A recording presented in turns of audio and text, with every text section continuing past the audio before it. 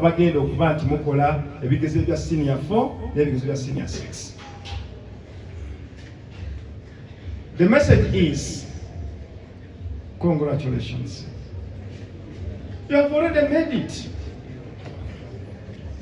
Saba head teacher n'abazadde abali wano,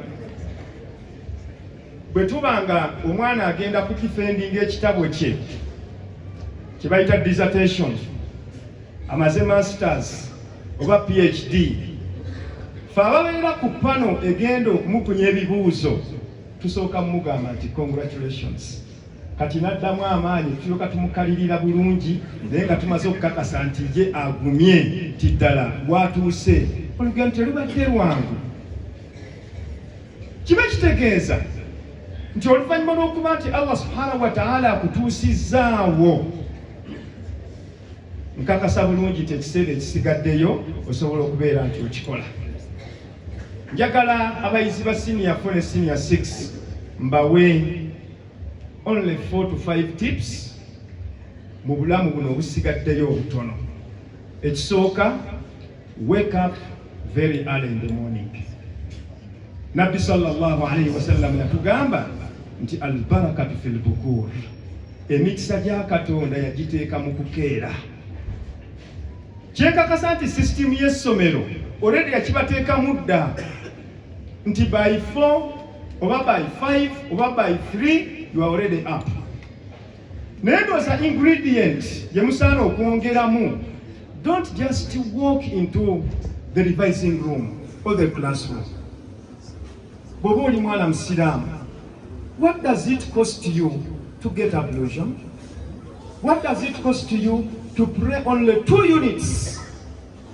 Bw'oba tuwasadde witiri ng'omaze isha, what does it cost you to add 1 unit to make a witiri?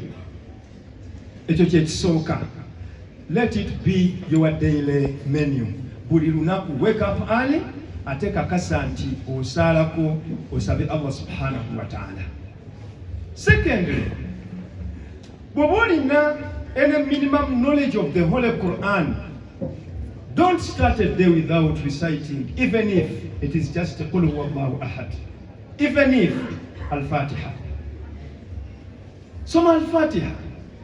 Eyo yokka okozeseeyo okutegeeza Katonda ti Katonda akusaba onteera omukisa mu lunaku luno. That is number 2.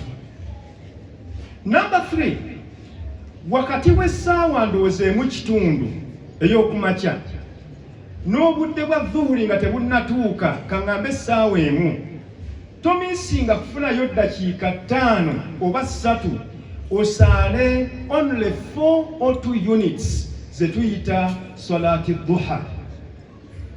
Kubanga Nabbi sallallahu alayhi wa sallam yagamba nti Katonda yagamba, yabna Adam, or the son of Adam, irka li 4, make for me only 4 units fi awwal an-nahar, at the beginning of the day, akfi laka akhirah, I will suffice you for the rest of the day.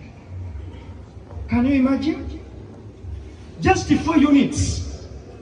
Kasitowa saalera akanya ne intention yeeyo Katonda oba omukwasizza ensonga ze z'olunaku, ani ateetaaga Katonda mu bulamu bwe? That is the third issue gy'olina okubeera nti making sure kyokiteeka mu nkola. Ekirala, as-salatu ala nabi, sallu ala nabi. Tulina okuyitiriza ennyo okusaalira ku mubaka Muhammadi sallallahu alaihi wasallam. Kigambo Allahumma salli ala Muhammad ne kikuyita ku lulimi from time and again. Allah subhanahu wa ta'ala agenda kuba nti akuteera obulungi mu lunaku lwo. Kama wange ekiticha, obubaka bwange obusembayo njagala mbugatte ku bubaka bwo okutegeeza abaana bano nti bwe muba mugenze mu vacations zammwe temubaako nakuddirira kwonna. And I want to end my speech by sharing my academic journey so that you can pick a lesson. Sikyogera in terms of show off, naye nkakasa nti mu bintu ebimu ebitufuula kye tuli kwe kuba nti olina role model gw'ogamba nti oyo gwe benchmarking I want to be like so and so. So allow me to share with you my humble academic journey. Natandika okusoma kwange from a rural setting. Meaning that toba muna kutya kwonna na inferiority yonna okusinzira ku background gy'ovaamu. Natandika olugendo lwange olw'okusoma mu Kiyinda Muslim Primary School Emitiyana, and I can assure you by that time wali tosobola kulabamu mwana ayambadde engatto. Naye B7 ne tugikola, ne tugiyita, ne tujoyininga Bilal Islamic Institute. Nekolerayo senior 4, nekolerayo ne thanawi, saakolerayo A-level. With that thanawi, I joined Islamic University in Uganda. Nenkola bachelor's degree mu Sharia, mateeka g'Obusiraamu. Ebiseera ebyo university yawangu omukisa omwana ayagala okukola concurrent diploma in education. Era bagigabiranga kasitoba nga walina senior 4 nga nnungi baali bagikuwa. I enrolled for a concurrent diploma in education. Nasomanga bibiri. Nesoma Sharia ya degree, nenkola diploma mu education, and alhamdulillah by graduation I had passed both of them with the first class. Mu myaka esatu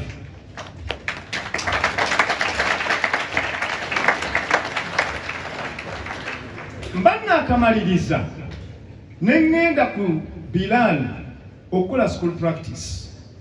Twagikolanga ebiseera ebyo wakati w'omwezi gw'omukaaga 7 8 gw'omusanvu n'ekkumi. Kikulu nnyo okuba nti oddayo gye wasomera. Era sebo ekiticha ne ttiimu yo sanyuse nnyo okuba nti abamu ku ba graduates bo ate weebali. Eyo ebeera certificate of confidence. Ate nammwe temubetrayinga that trust. Naddayo ku Bilal, banna akasomesa school practice eweddeko, ne bampa omulimu, naye ate bakama bange embaale ne bampita tikomawo. Ate waliwo ekitongole kye tugguddewo ekipya ekya Religious Affairs ekyaddaawa wekicommanding. Bwe natuuka eyo ebiseera byali bwebiri kubanga it wasn't a full-time job. Dr. Sengendo by then rector n'agamba lwaki tetutandikawo master's degree mu Sharia, and this should be our first candidate. Era nze nasooka okuba student wa masters ya Sharia mu IUIU Embaale. Kitegeeza between my graduation, actually natandika masters nga sina graduatinga. Nali maze bumaze bibuuzo. Between my graduation and enrollment for masters, only 3 months of school practice. Nenjikola masters mu myaka 2 nenjimaliriza. Bwe njimaliriza waliwo opportunity y'okugenda Pakistan for a conference. Nempandiika ka short concept paper ne bakakkiriza nengendayo. Omwezi bwe gwaggwako baatulambuzaako mu universities. Nembeera so much impressed kubanga natuka mu university ngolaba associate professor so and so, professor so and so, doctor so and so. Nengamba wano nkomawo. Era olwaddayo I just told Dr. Sengendo nti nze nzirayo okusoma. Nangamba saba admission. Nensaba ne bampa. That very year I joined International Islamic University Islamabad for my PhD in Sharia.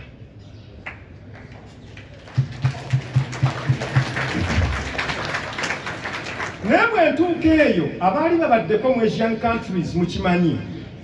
Aba Asians to a great extent basoma paka midday. Kitegeeza nti mu afternoon balina lot of time. Wano wenjagala okugattira ebigambo by'ekiticha mugenda mu holiday. Abaana bangi baamalanga ebiseera n'akola n'akuba ekyeyo muwaso fe abantu abava mu nsi nga Uganda. Oluzungu lwaffe lulungi nnyo nga ba Asians balwagala nnyo. Bantwalako okuba ekyeyo ne ngamba si kyekyandeeta wano. Nakozesa obudde bwa afternoon emyaka 3 gye namala ku PhD ne ngenda nkola master's degree mu project management nenjimalira myaka 2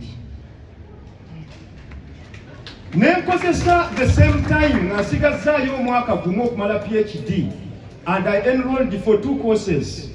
One is a diploma in Islamic banking and finance, nenjimala, endala yali diploma in corporate law, nayo nenjikola ki nenjikola. By the time I came back to Uganda, I had a PhD in Sharia, I had a master's degree in project management, I had a diploma in Islamic banking and finance, and I had a diploma in corporate law.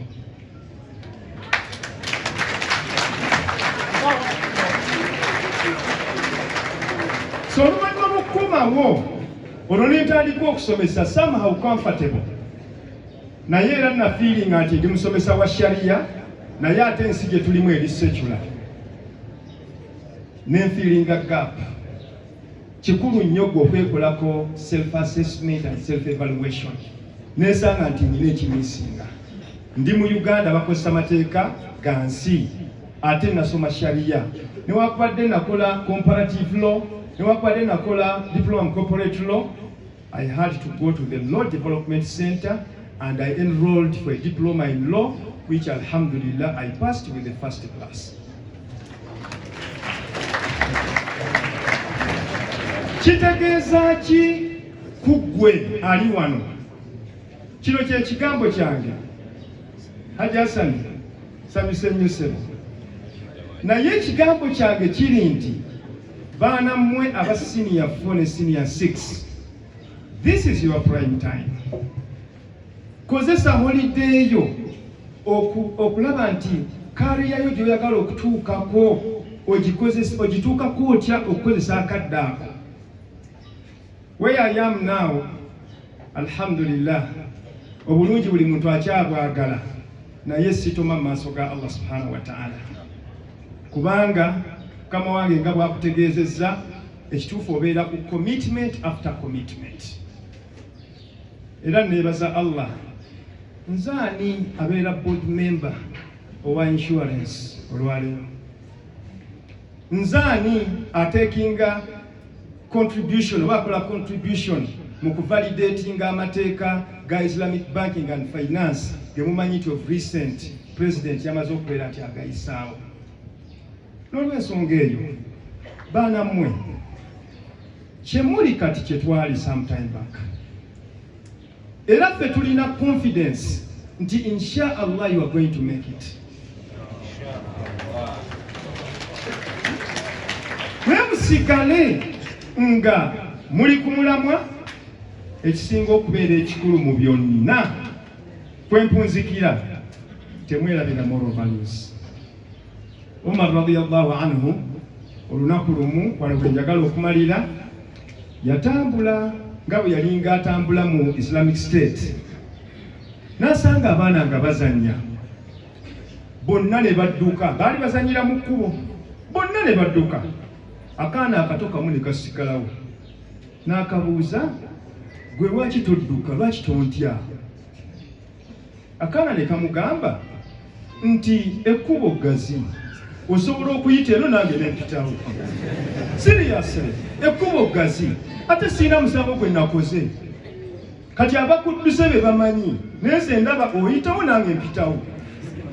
Wallahi Umaru yatya nnyo, n'akagamba nti kun ibna man shibta waktasib adaban inna mahmudahu la yughni anin nasabi laysa alfata man qala kana abi walakin alfata man qala ha ana dha.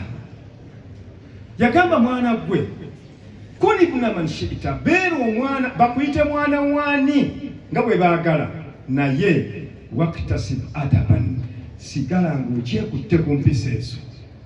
Inna mahmudahu, omuntu eyeetenda n'empisa, la yughni anin nasab, ne bw'oba toyogedde lineage ye, bajjajjaabe, empisa zo zennyini zikununula.